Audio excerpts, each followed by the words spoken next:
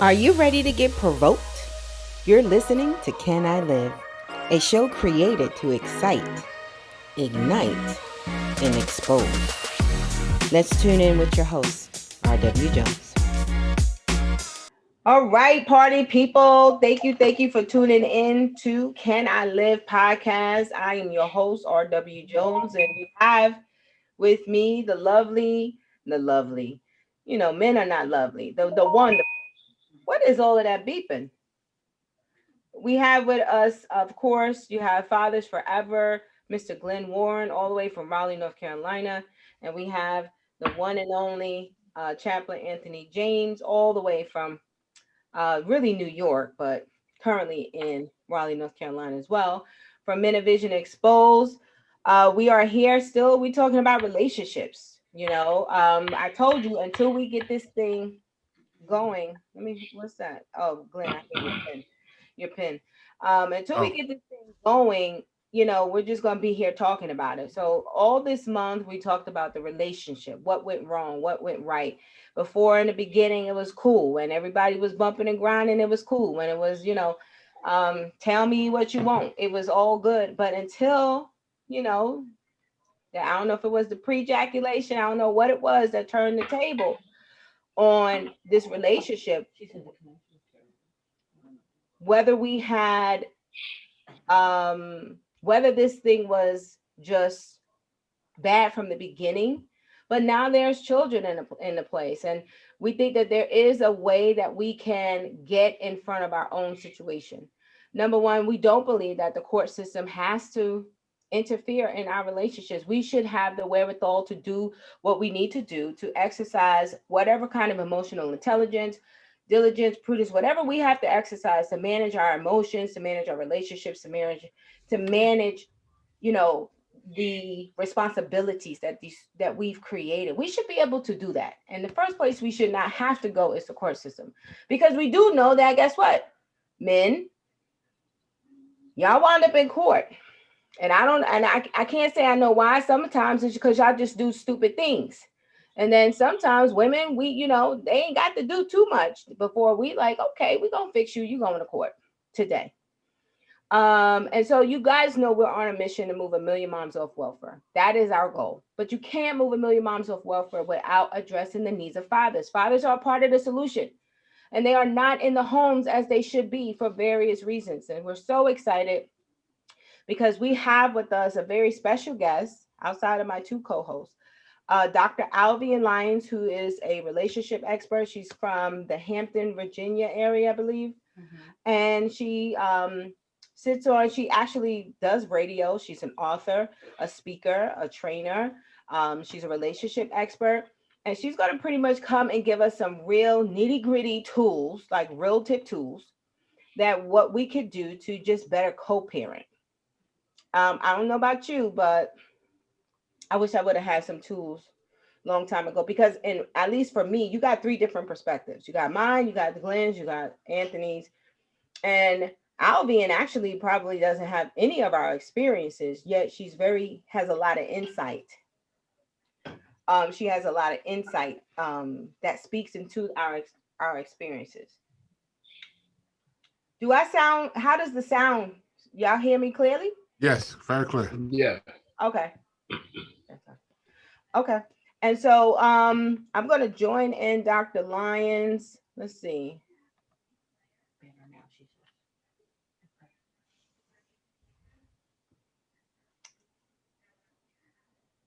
Okay, here we go. Hello, Dr. Lyons. How are you today? I am well. Hi. Hey, Miss Lady. I got a little scared. I must tell you, I was a little concerned that we were in trouble. Why? Just in terms of the technology, it was doing some funny things. And, I just wanted to be sure that this was going to go off exactly the way that we intended this to, because, we are about that excellence. That's so right. Anything that was interfering with that would be problematic. Right. Absolutely. And I know you are. I want you to meet our co-host, Dr. This is Dr. Alvean Lyons. This is Glenn Warren and Anthony James. Good to meet you. Good to meet you both, gentlemen. How you doing? And let me tell you something My about gosh. Dr. Lyons. I think I probably struggled with this whole 1 million moms off welfare for like 2 years. And I went to her and her partner, Miss Chelsea, and in 30 minutes, she set me so straight, gave me my whole jargon, gave me the whole plan, everything. And I just looked at her and I was like, wow, I see why you are so dope. Like, did you just come off the dome like that?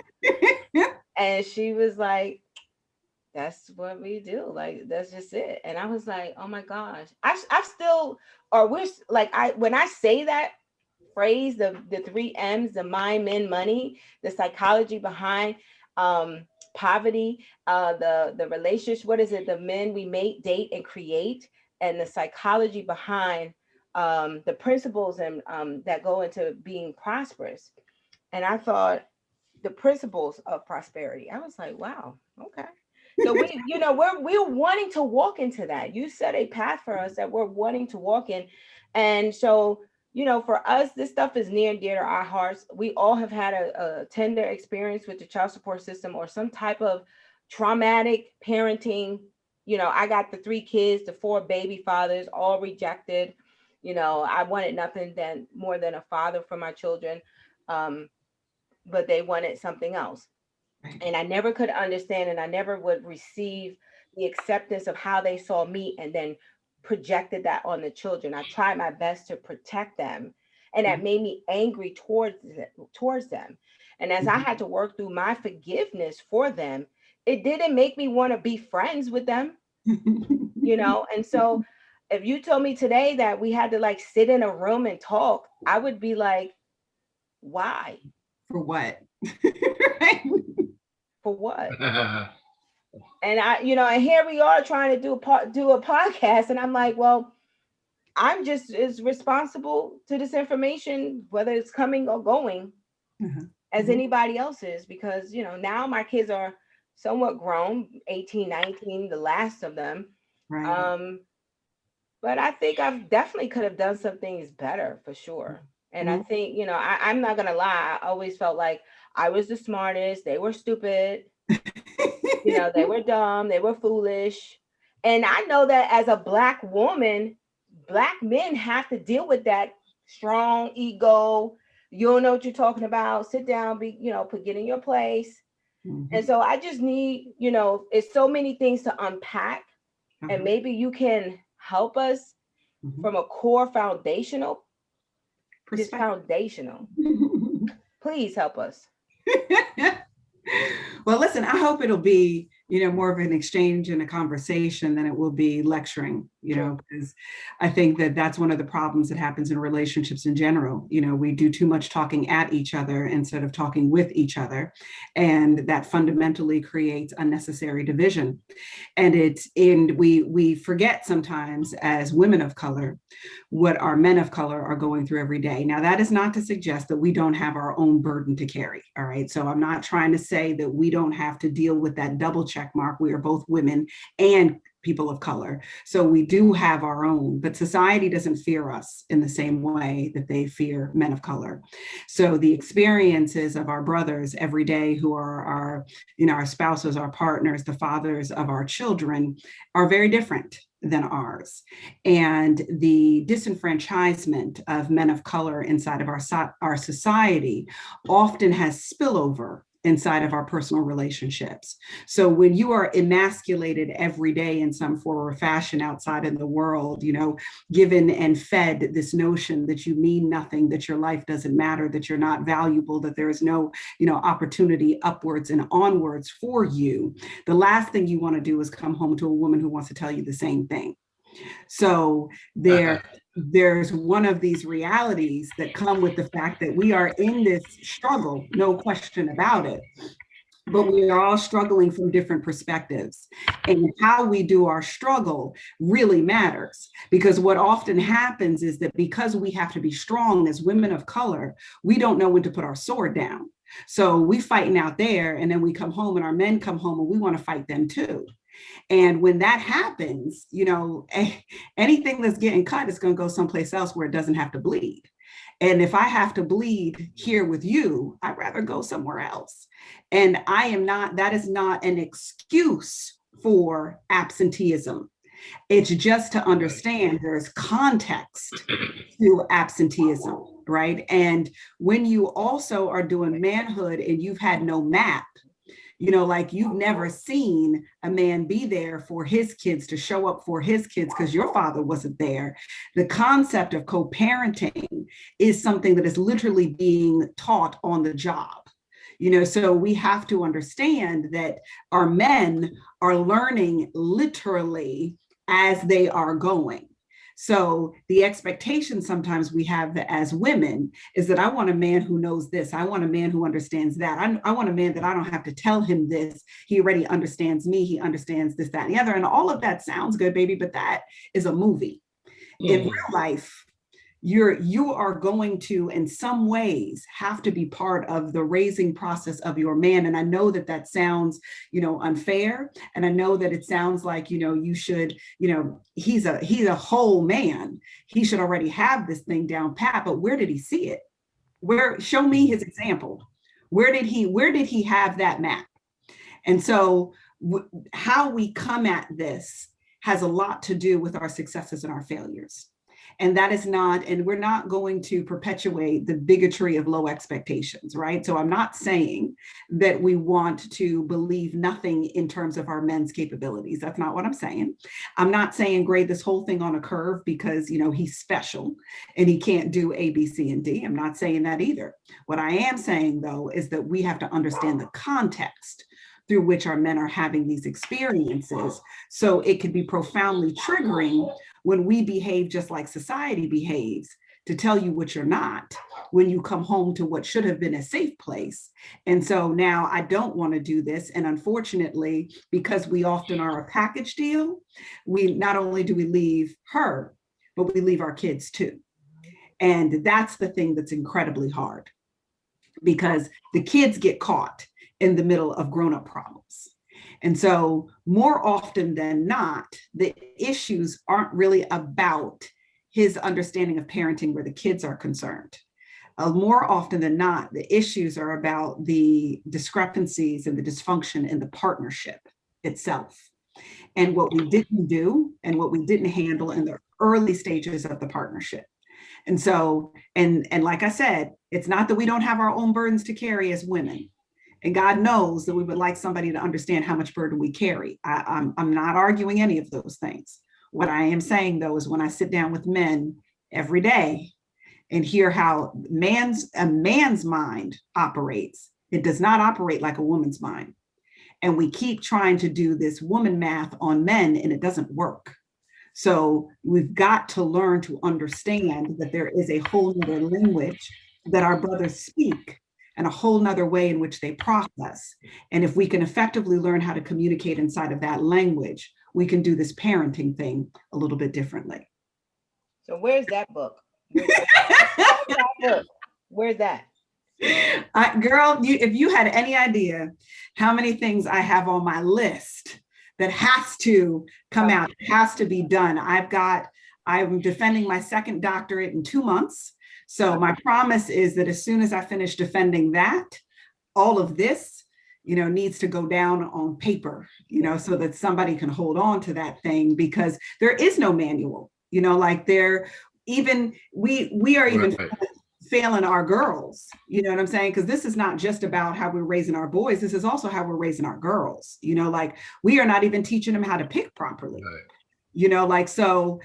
So conversations need to be had with moms, but from woman to woman and then mother to daughter, that honey, you got to pick different, and part of the reason that we get ourselves in trouble as women is that we keep going to the grocery store hungry. And let me tell you what happens when you go and shop while you're hungry. You put trash in your cart. So every time we go to the grocery store starving, we don't buy what it is that we need. Okay. The same thing happens when we're dating. If you are not whole as a woman, you are shopping hungry. So you are going to pick junk food, and it's never going to satisfy you. So it's extraordinarily important that we do the work and we help our girls do the work so that our girls shop full, because they will not compromise on who it is they pick if they're not hungry. Girl, you better shut it up. You better run around the club with that one. That's now that's not to me. Shut up. Hey, you said, because I got sticky notes. I can't even find my notebook, so I'm writing notes on sticky notes. You said okay, so you said something. I was like, I wonder how Glenn or Anthony heard that, and if there was any type of offense or any of our males that might have heard when you said we have to women, we might not want to think about raising our men. What would that not be offensive? What happened where the context changed, where now women have to raise men to some degree? Go ahead, gentlemen, by all means. Say. Well, I mean, Is that first and foremost, I appreciate you coming on the show tonight, Dr. Lyons. And the first question I want to ask you, the experience, what experience you come from, like, to have this knowledge and all this wisdom, you know what I mean? You come in heavy right now, you know what I mean? And that's what we need. That's what we need. We need conversation like this, because dialogue, this is what this is. And coming from a woman's point of view, that's where most men hey?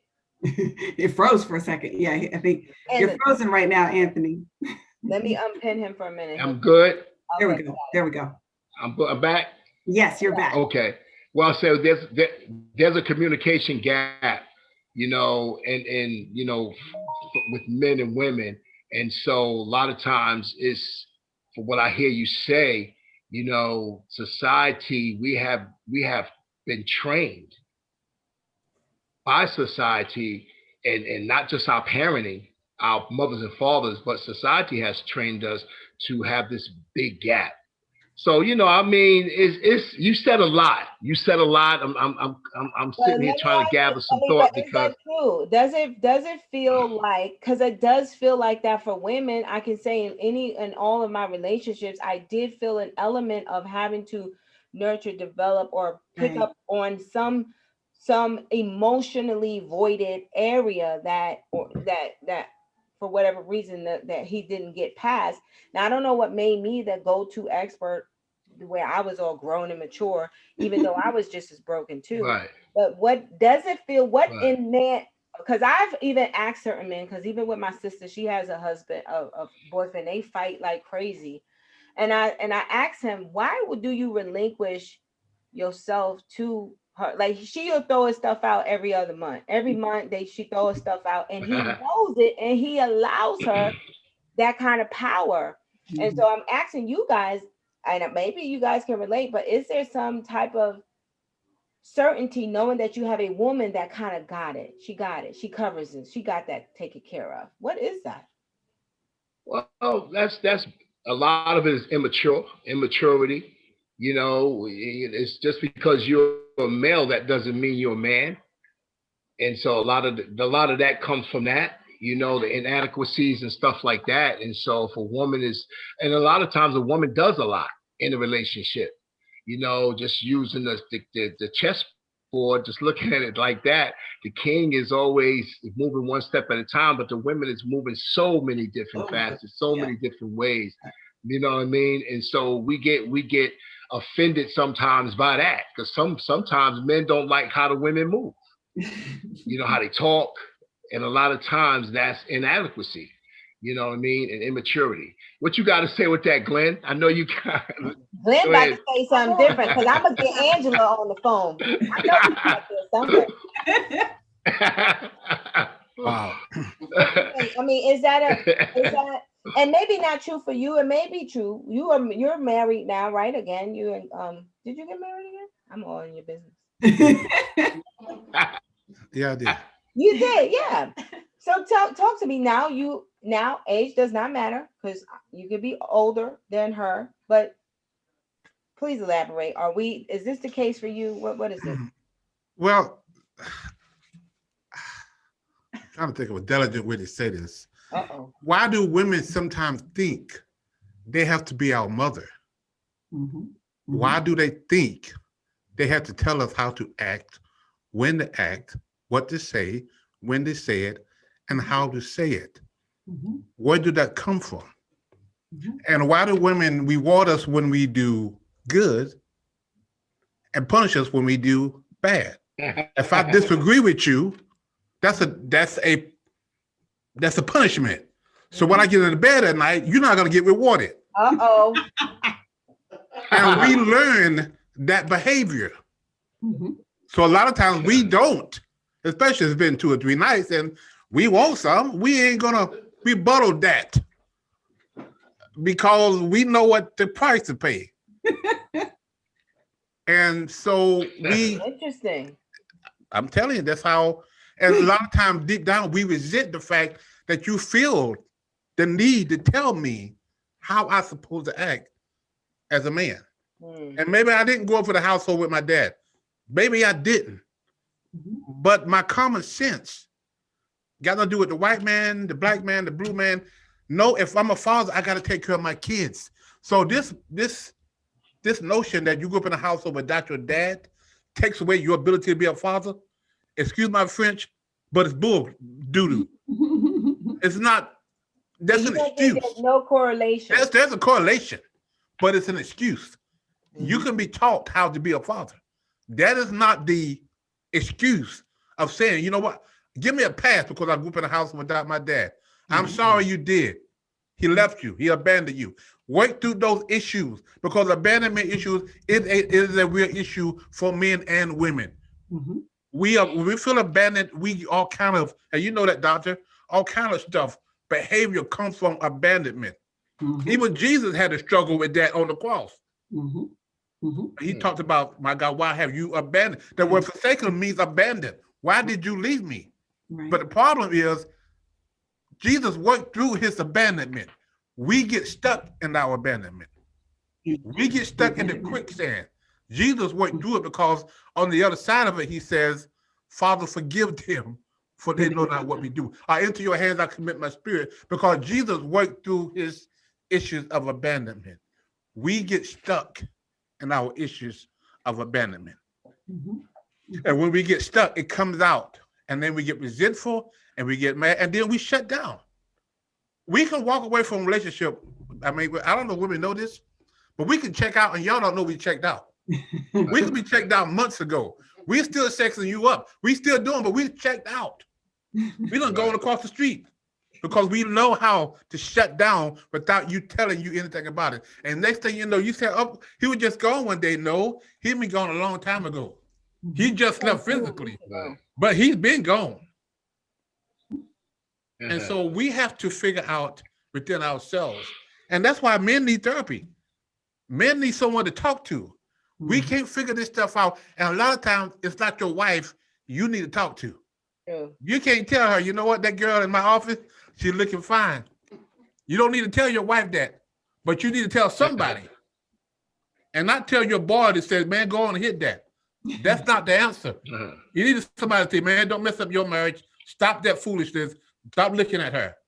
So we need somebody to talk to and to share what we're going through because sometimes we feel like we're in this alone. And when we come home, our wives don't act like wives, they act like our mother. Mhm. Now And I we get heard that a resentful couple times. and we shut down. Mhm. I do And I'm believe gonna go home with that. that. Like you said that you resent the fact that why you have to even act like my mom. Huh? Like who wants to go to bed with their mom? That's Exactly. Right. Right. so. Yeah. What do you say, Avi? What? Monet said, "Where's the line? Like, where do you draw the line? Can I talk? Can I talk from back here? You gonna be the invisible voice?" You see it? This is one that, guys, you don't normally see me, but hi, I'm here. My question is, where's the line? Like, where not going back to to what Alvian said, where we kind of teach a little bit. Like, where is there a fine line between mother and wife? Like, because some women and men, we come into these relationships, we come into these marriages, um, in not being adequate or fully developed, matured in every area.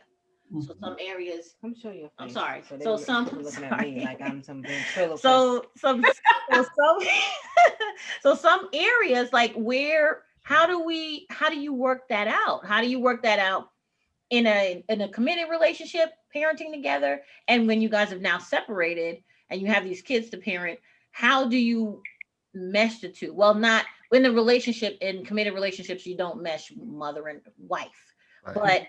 But let's discuss that because Glenn mentioned the coming home to the wife. I'm coming home to my wife technically, but she's acting like my mom.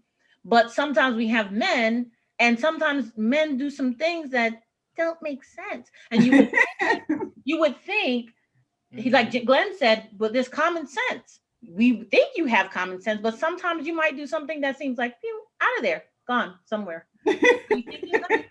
Where are you? Like, go ahead. And because I tell my wife all the time now, I don't do it the way you do it. Doesn't mean I'm wrong. True. I just didn't do it your way. Right. So a lot of times women say, "You either this is the right way you need to do it." No, I'm gonna do it. I'm not gonna do it your way. And just because I don't do it your way, doesn't mean that I'm wrong. Now the shoe is on the other side of the foot too, because men come home. Sometimes they treat their wives as their daughters. She don't have no say. He's got all. I'm the man of the house. I put my foot down, and what I say goes.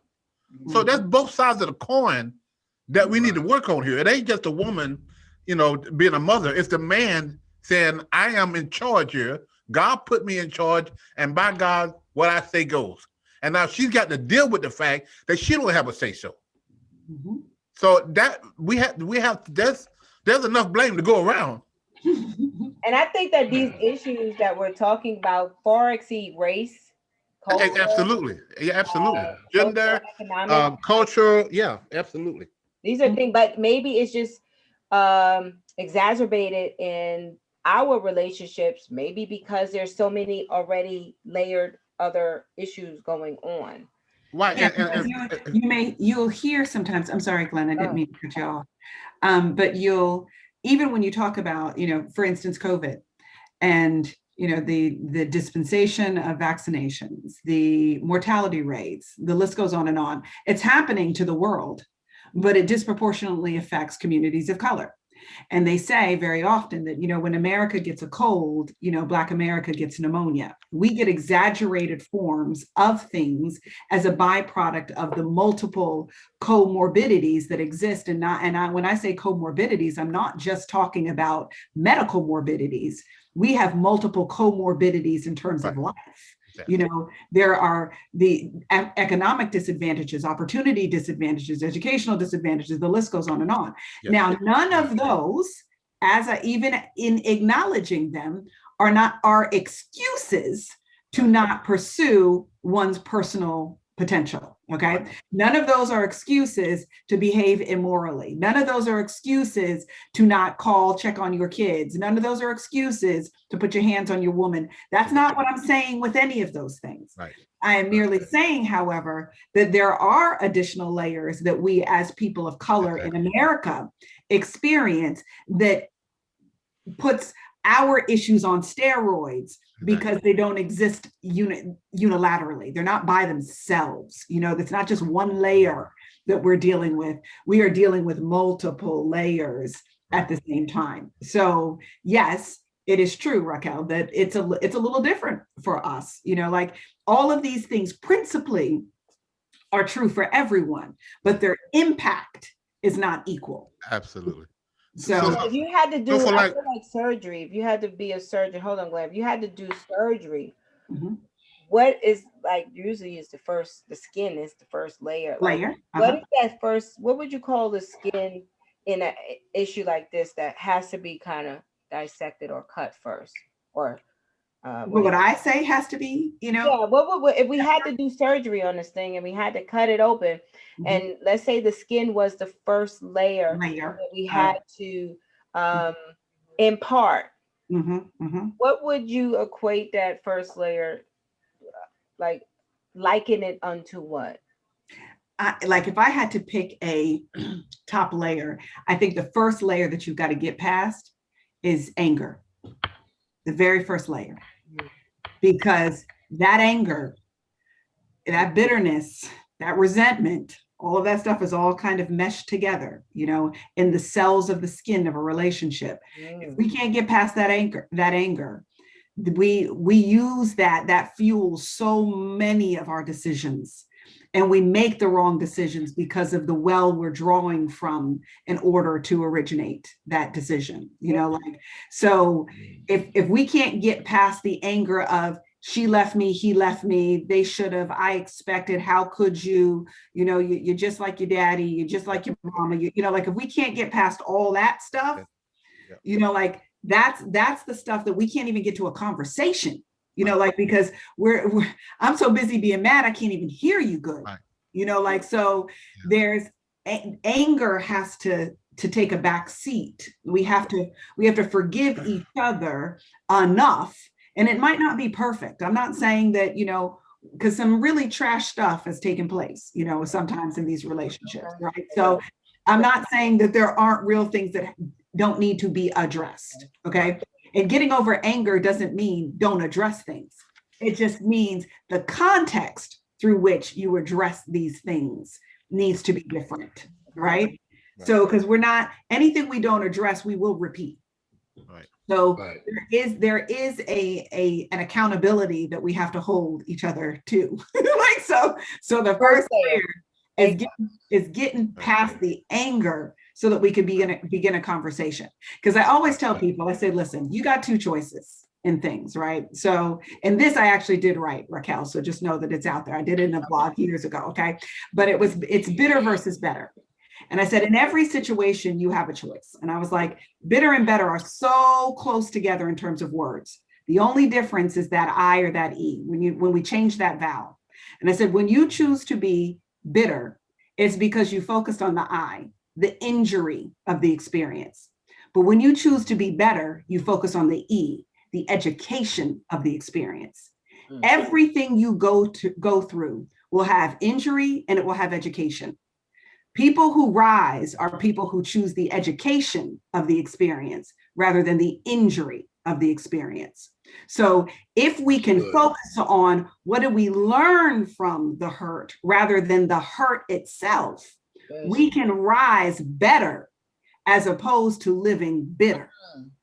And that is a game changer in how you operate with someone. People can do some terrible things, and it does not, and I'm not justifying them at all. I am saying to you what you're going to do with it, because the facts are the facts. You get to choose your feelings about the facts. Your feelings are the story you wrote about the facts. So we don't get to change the facts, but we can rewrite the story, because the story is like, the facts are like the lungs, but the feelings and the story are like the air that fills the lungs. What are you going to put in it? And it's not changing the lungs. It's not changing the facts. It doesn't change the fact that we didn't work out, that he left, she left. I had to go through being broke for years. I had to, bounce back and forth between this, that, and the other. We're not changing the facts. Right. But we get a chance to decide how we're going to tell ourselves the story about the feelings. I can see a TV. I don't know if you've ever done a TV show. I'm just like, this woman here with all of this stuff. Like, go ahead. Like I can see it's beyond Dr. Phil and Fix My Life. No, this is like Lion's Den, the Lion's Den. I dare you. You and your, huh? She has. You have a podcast called Lions Den. My radio show is called The Lions Den. I haven't done it since COVID because I'm not going into the studio. But yep, I have the radio show. I just see this place where relationship folks come in, and it's like, I dare you to go in there. Go ahead and get in there. And you gonna come out whole, but it's gonna be some real scrapping going on, because you're going, like, as you were talking internally, I'm already thinking, wait a minute, hold on. I got flooded with emotions, one, because I started to have to address that thing, but when it comes to white America and the experience that I've had, and maybe my bitterness and my anger. And I think because I think if we could just take that small little thing you just did, that bitter and better, and apply it to different areas, we could probably heal on so many different areas. and make better decisions. Absolutely. Because maybe I shouldn't, like, if I don't like the way white people do us and treat us, Mhm. maybe I need not try to continue to be one with that type. Why continue to put yourself before a people that continuously harm you? Mhm. Like, like Or to maybe, those or maybe, principles.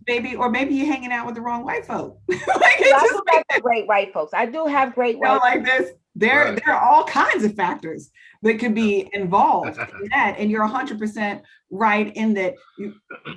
Let's examine this thing. Like, because this is not. I have a Right. choice. I always have a choice. Like, so and I might not have a choice about what happened to me, but I have 100% choice on how I'm going to respond to it. Right. Like, so there's you don't, whatever you're in, you don't have to stay there. You don't have to stay there. You don't, even if you have to be there physically, you don't have to be there mentally. Just because you're jailed in your body doesn't mean you got to be imprisoned in your mind.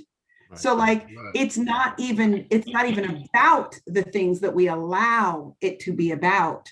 We have to take our personal power back. We have to own the space that we allow things to operate inside of. Right. And you simply cannot allow the things that do not elevate you to own you. Like, you just cannot. Yeah. And you get to decide that. Let me ask you this, because the one thing I'm thinking as from a male perspective, and I'm not a man, so I can't really do it. But I'm thinking of the mindset. Now it might be a victim mindset, Mhm. but I'm thinking of the brother out there that can't catch a break. That no matter what he does, no matter where he goes, whether it's on his job, is his family, his girl, his wife, he has a ton of just issues, problems. Maybe he just got home from jail. Maybe he's just trying to get his life together. And maybe it just seems so overwhelming to Right. where do I begin to try to put the pieces together? And Mhm. maybe there is no Dr. Lyons that he can call, or no Chaplain James, or no Glenn Warren. You Mhm. know, where if he just had to listen to this podcast right here, Mhm. where would, because sometimes it's like, you know what, F it. Because I can see people trying to work it. Okay, I'm gonna work that right here. Now I think I'm gonna get somewhere. And soon they'll get something good going. And then Mhm. something bad happens somewhere else, and just like a domino effect pushes them back down. How do you encourage that spirit to apply? Because at this point it's application. We got to apply the stuff now. Mhm. To apply these principles, Mhm. Mhm. like Right. Okay. So there are a couple of things that I would say about that. And I think that we need to, that even the Bible says, despise not small beginnings, right?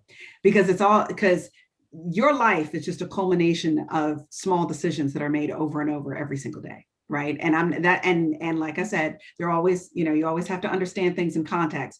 You can't control what happens to you. Right. Like, so I'm not talking about the things that happen to you. I'm talking about your decisions about the things that happen to you. Right. So we got to like draw it back to the smallest of things, as stupid and simple as this may sound. Right. Wherever you slept that night, when you wake up in that morning, fold those blankets up. I know that sounds stupid, but fold those blankets up. sure. Because at least you accomplished one thing. You started your day accomplishing one thing. At that very moment that you woke up, you recognize that there's a job to do and I can do it. So small. Fold those blankets up. Make up that bed. If you're capable of taking that shower, take that shower. Put those clothes on like you're about to do something. Every single time you make small decisions that move you forward, you are reminded of your personal power. Amen. Part of the reason that jail has the impact that it does is because it takes away personal power. So you don't get to decide when you want to shower. You don't get to decide when you want to eat. You don't get to decide. So every day you need to do things and make decisions that remind you that you have personal power. Nobody who doesn't believe that they have power are going to accomplish much of anything. They will stumble upon things, but they will never create anything. So you need to go back to the smallest things to remember that you can control those things. It's part of the reason that in churches we do fasts, to remind your body that it doesn't have more control over you than your spirit. So you made a decision that I'm not going to eat, or I'm not going to participate in this, or I'm not going to do that. It is a practice of recognition to elevate your spirit above your flesh. So the same thing is very true in terms of circumstantial experiences, to remind yourself that everything does not have control over you. There are still small things that you have control over, and small, consistent control will lead to larger control.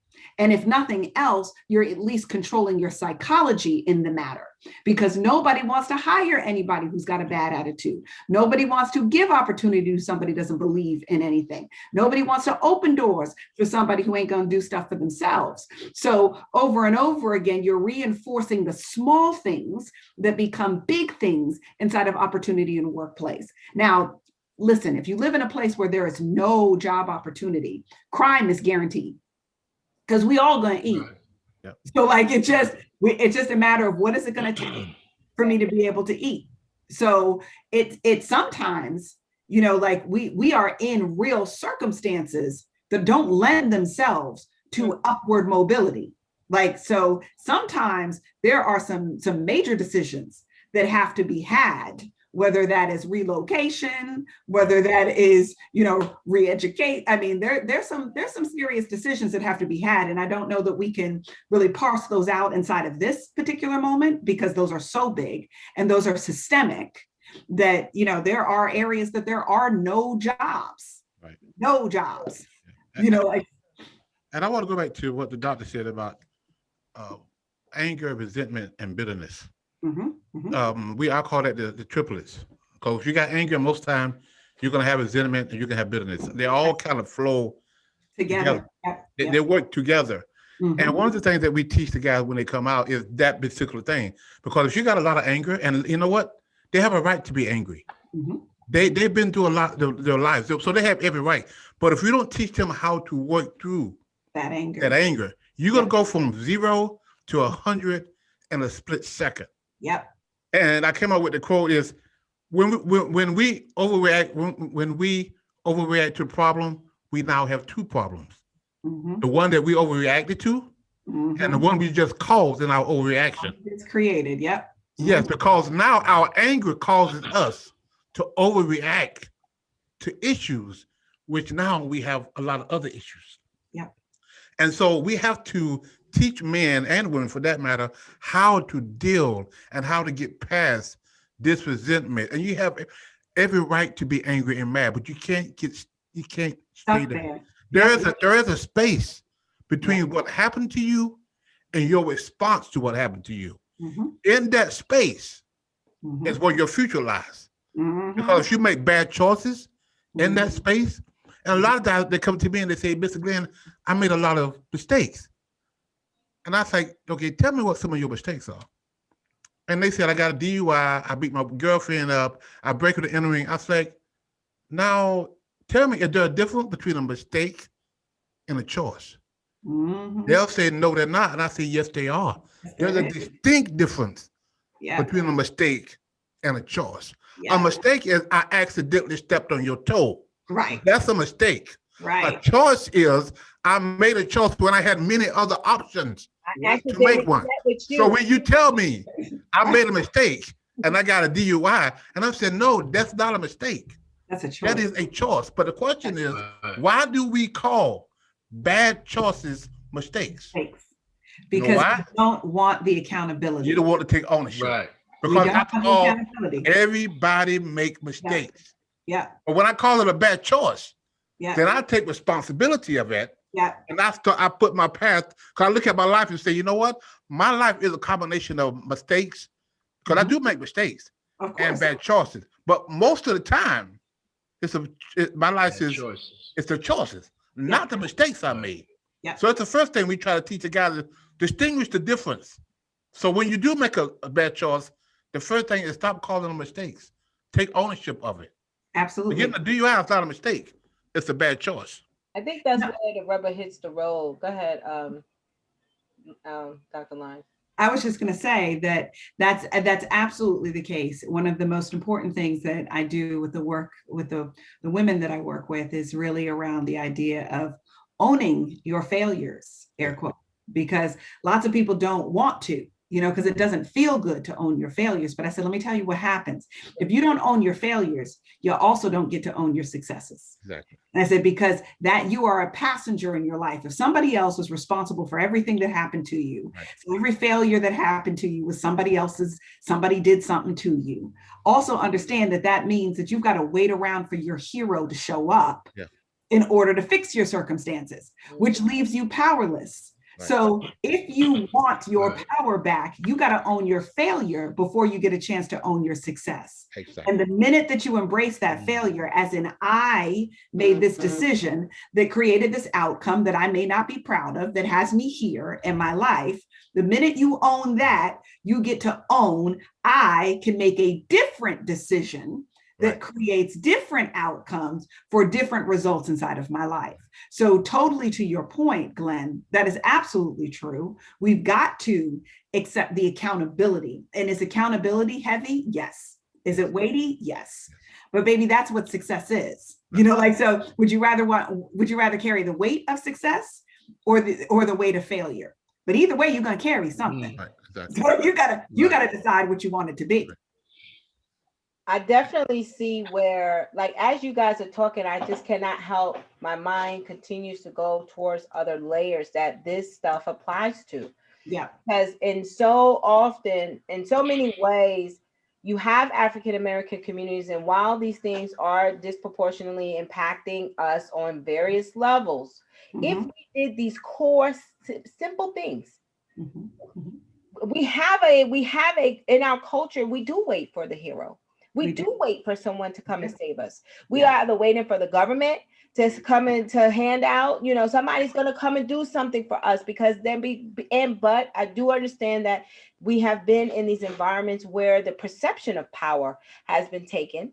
And we've allowed that. And I feel like sometimes we're in this victim mentality. Like, we have the wherewithal to take care of our communities, to heal and be in control of what happens.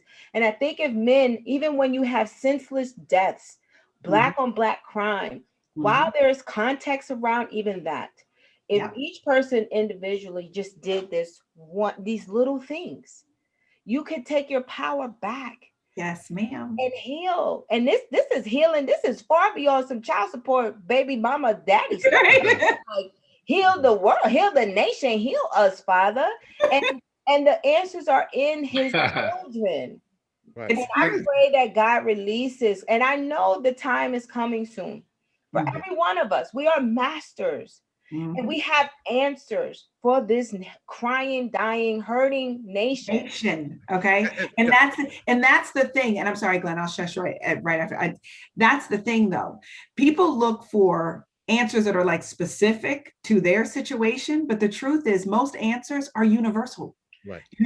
It's just, it is not just about these people and this situation. The same things that apply here apply in corporate offices, apply in Fortune 500 companies, because that's where I spend my time too. Right. So like when I'm working in social services with the women that I'm passionate about, helping them to be able to level up inside of their lives, I'm having the same conversations principally with them that I'm having inside of the boardrooms of these Fortune 500 companies. The principles are the same. The payoffs are different. Right. The drapes are different. The paint is different, but that house is the same house. Yeah, exactly. So these are people principles. These are human principles. This is human capital, and if we are investing in those things, we would get different outcomes. And the reason why we keep treating it like it's this thing versus that thing is because society has parsed those things out to suggest that somehow these people's problems are different than these people's problems. But I'm telling you, I work in both spaces and they're the same problems. They're the same people issues. Whether I'm coaching, doing marriage coaching for VPs of banks and companies versus when I'm doing it for, this chick and her baby's father, it's the same stuff these folks are going through. It's just how well can you fund your problem? So like we've got to stop allowing this conversation to suggest there's an us and a them, because there's not an us and a them. And as long as we allow them to do that, then we're really not addressing the issues as a whole. Black issues are American issues. Poverty issues are American issues. You know, Right. crime issues are American issues. They are not, this is not a them thing. This is not an us thing. Amen. This is a me thing. That feels good and liberating all by itself. Because sometimes you're like, what's wrong with me? Why I got to go through this? Why is this happening to me? Like, Yeah, no. I want to be, you know, and then I used to resent white people, like, you jogging at 2:00? Like, I want to jog at 2:00. I'm over here doing something else, because it's like, but I have a choice. Like, you could go jog at 2:00 if you want to. Yeah, baby. You might not be able to jog in your neighborhood. You might have to drive So somewhere. I might not make it out. You know, it's like the politicians who gets up and say, you know, in front of the camera, say, "Hey, y'all, I'm sorry. I want to apologize to my wife for the mistake that I made. Yeah. That money." Yep. It ain't a mistake, dude. It's a bad choice. It's a bad But choice. he called it a mistake. So it ain't just the people in social service. It's the politicians. Yep. It's both worlds. Like you said, this is what we do. And as far as the layer is concerned, to my defense by black women, is they had to be in charge because we walked away. And they had to make some decisions. Sometimes that carry over when you do get a man because they've done it so long. It's by themselves. Back now. Yeah. Especially when we still do stupid things. That is exactly right. Yeah. So that's and to your point, Glenn, because I've done some counseling with military families.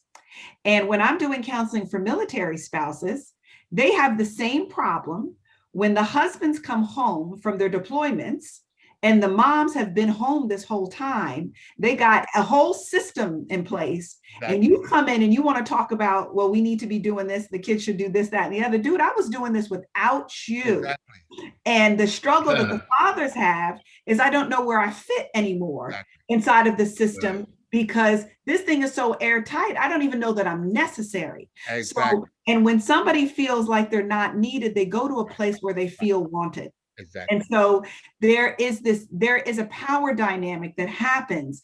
And what I always tell people is, listen, relationships are like puzzles. You got to leave room for somebody to fit inside of it. And if we don't leave room for our men, they will go find some place where they can fit inside of it. Yeah. And no matter how we can that, everybody wants to know that they're seen, they're heard, they matter, and they fit. So and he's going to mess up sometimes because he wasn't there, and there's a level of grace we're going to have to afford for that. If we mean it, when we say we want him here. Now, if we don't really mean it, girl, you don't have to change anything. But if you mean it, you're going to have to make room for him to make mistakes and for him to make choices that you don't agree with. As long as those kids are safe, because that's the non-negotiable, okay? As long as they're safe, they'll be all right. If they ate peanut butter and jelly instead of a whole, meal with carbs and protein and vegetables, the kids are not gonna die. The daddy fed him peanut butter and jelly tonight because that's all he could come up with real quick. He's not loving the kids less because he didn't cook like you cooked. He's doing the best he can. The kids will be all right. They will not die. Right. Yeah, I have to run. But okay. I would love to get to your contact information, Doctor. Absolutely. I'd love to do what's to do. Ain't she the boss? But I have to run. But before I leave, I want to say a friend of mine went to prison for 5 years, and when he came home, he said he had to work his way to get a place in the sink in the bathroom sink because she had her stuff. He'd been gone for 5 years, so she had the whole bathroom covered. Yeah. So he just had to work his way in, getting his side of the sink back. There's a process. So she's been doing it for a while. You just come back on the scene. Right. Yeah, but she eventually gave him a little bit space. Yeah. He said I had to. Right. Glenn, I'm thinking your man coming home after 5 years, chick, you better clear the half of that sink. What you doing? Yeah, but she wouldn't even let him have it, not clean it, not touch it, not do anything. Oh, she ain't right. But I know you gotta go, so I appreciate you, Glenn. I have to run. I gotta go another Zoom, and I would love to She's the bomb. To get to Glory be to get God. to We'll make sure that you're connected. Raquel will make sure that she Absolutely. makes that connection for you. Thank you. You see All how right. did you see Glenn just now? He just he took his fingers like, come on. He said, come on. So, Bye, Glenn. whoever he got Bye, over good to there. meet you. All right, Glenn. All right. But listen, let me say this. ahead, Now I can Anthony. jump in now. Go ahead, I didn't get involved. I didn't, want to get into that juicy talk right there. But but I hear, from both from the panel, from people talking, dismantling behaviors and just ideologies of what's going on, and that's the start. You have to dismantle those behaviors and those negative, just ideas of what you think is right and wrong. You know what I mean? People have to be on this, come to some type of solution, an agreement. And it's a tough road when you break apart. It's Of like course. the wheat and the tear, and so just coming together and understanding that it's about the family. It's not just about the woman or the man or the child. It's about the whole family. Absolutely. You know what I mean? And so when that happens, so yeah, that's all I gotta say, because I done took some notes. I'm telling you, I'm on I that. saw you over there I'm like on some other stuff. Yeah. Right. But let me ask you So, this. but I needed to hear that too. Amen. I mean, I heard a lot that helped me and free me up, honestly, on so many different. I mean, I might actually fast tomorrow. Right. So I got to fast for, so I might be fasting tomorrow. Like, do this. I know that's right. Okay. Right. No, Remind that flesh it's not in control. I'm trying to tell you. I'm Right. like, you know what? You got me feeling almighty here. Amen. And I'm being so facetious, but I have something that I think this is common. So women, a lot of us, just like some men, but more so for women, we have a lot of education. And we have a tendency to have to correct our men, and sometimes be on pins and needles if they're talking, for fear of them going to say something wrong or something incorrect, and it's the wrong scene. I'm like, this is the wrong scene, so how do we, and I know men feel that and they don't like it, and we can't help it, honey. Like, I just shut my mouth. Like, Lord, just go ahead. Like, what my therapist say, release the outcome, like just be free of it. But I know a lot of women do that. And so how do you get a man to feel his weight or adequacy, competent, when they're with strong women? But then how do you get that woman to say, okay, you don't need to correct him every single time? Or how do you best correct him when there is this big difference in education and experience that we have as men and women, or in most cases?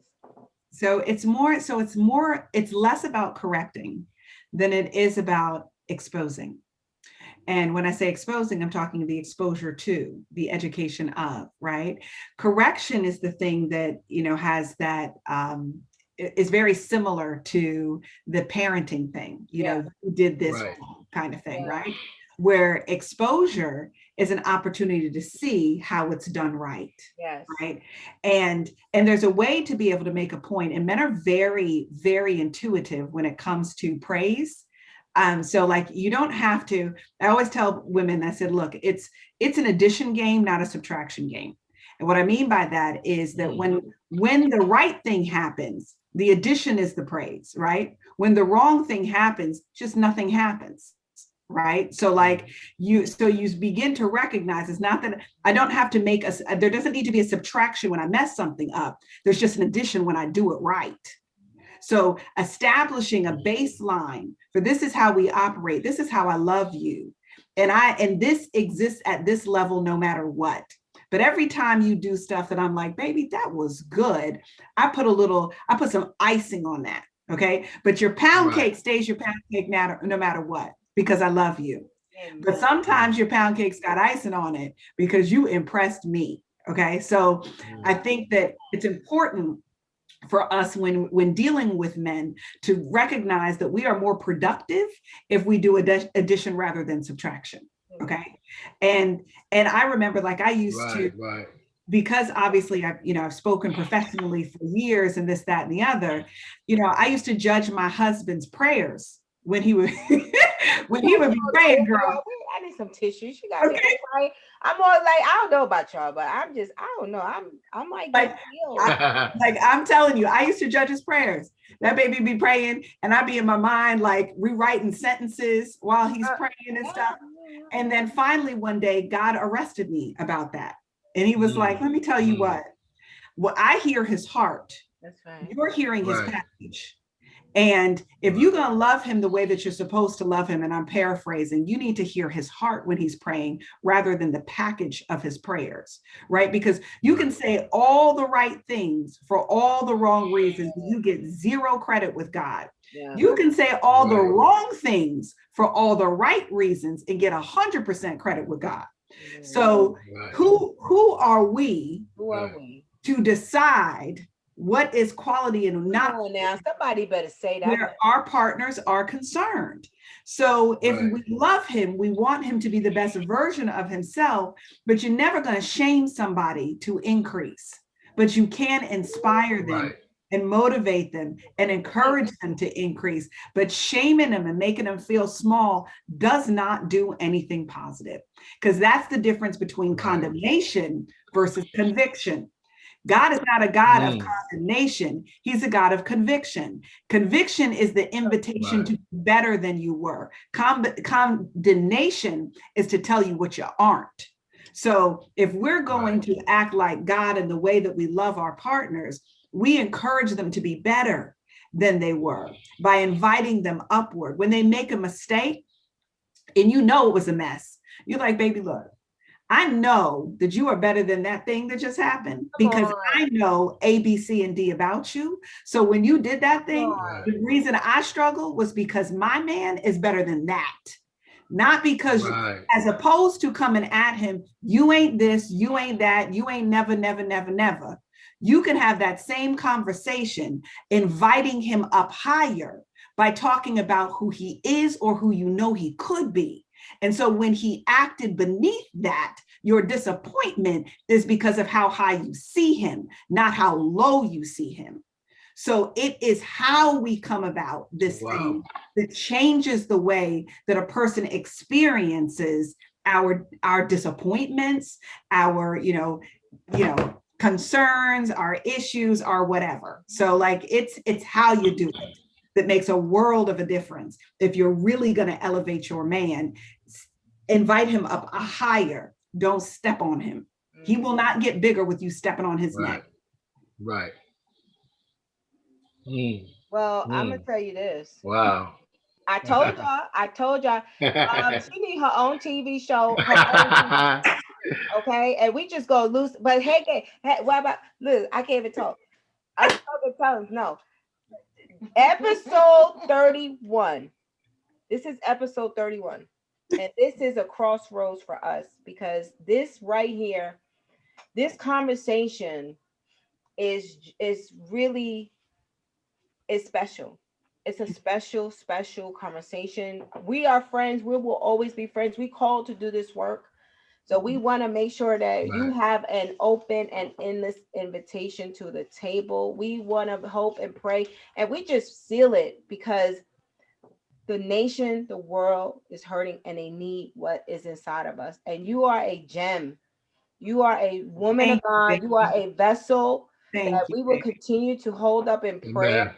And however, whatever we need to do, because we are all a part of this stuff. And I know there's nothing perfect.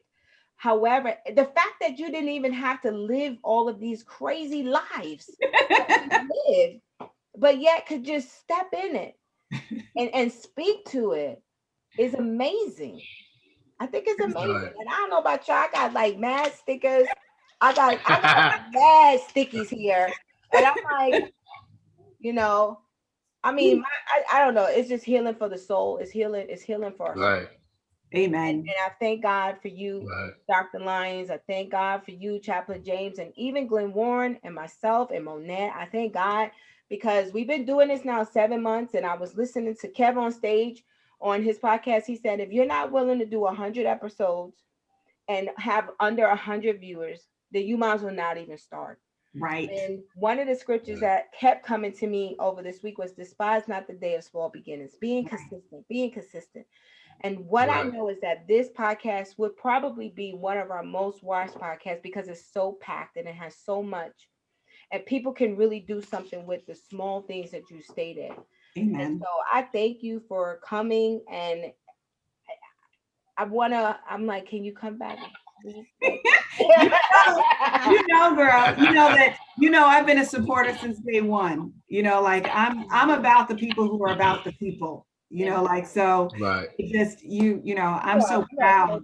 You are super. I'm just so proud of the work that y'all are so committed to doing, and, being here to support, I'm happy to do so. Don't play that game. Like, it's an excellent game. And trust me, I know it. And so just keep giving us the standard. Keep raising the bar. Keep looking, because believe it or not, when you think ain't nobody looking, they already saw. I don't have to look at you every day to have an impression of that excellence that I can glean from anytime I need to. Amen. Thank you for being that, and whatever you've done, whatever you had to do to step to this level of depth and capacity for us. Praise God.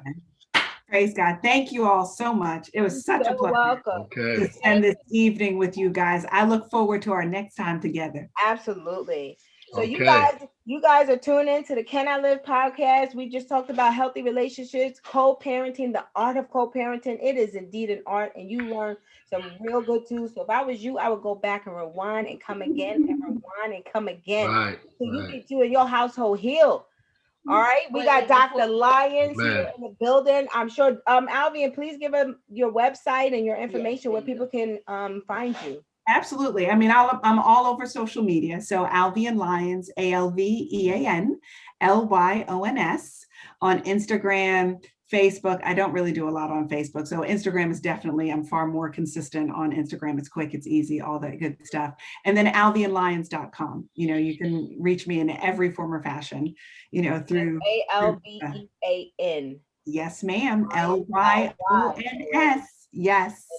So always happy to make new friends, this work that we all do to make the world a better place. Well, you guys, that is our time. We will be here next week, same time, same place. You guys be safe. We love you. Be sure to tune into our, our YouTube page. Is it subscribe? And I think I'll subscribe our videos, like and subscribe to the Instagram page. Can I Live podcast. It's so much social media. I'm like, I don't know. And if this is going to go up on YouTube, then share it, y'all. Share it. Just keep sharing. So we are expanding all of the spaces where real good conversation is happening. I like it. Healing for the nation. Amen. All right, guys. Thank you, guys. Have a great night, guys. Love y'all. Bye, baby. All right. Take it easy. See you guys. See you, Anthony.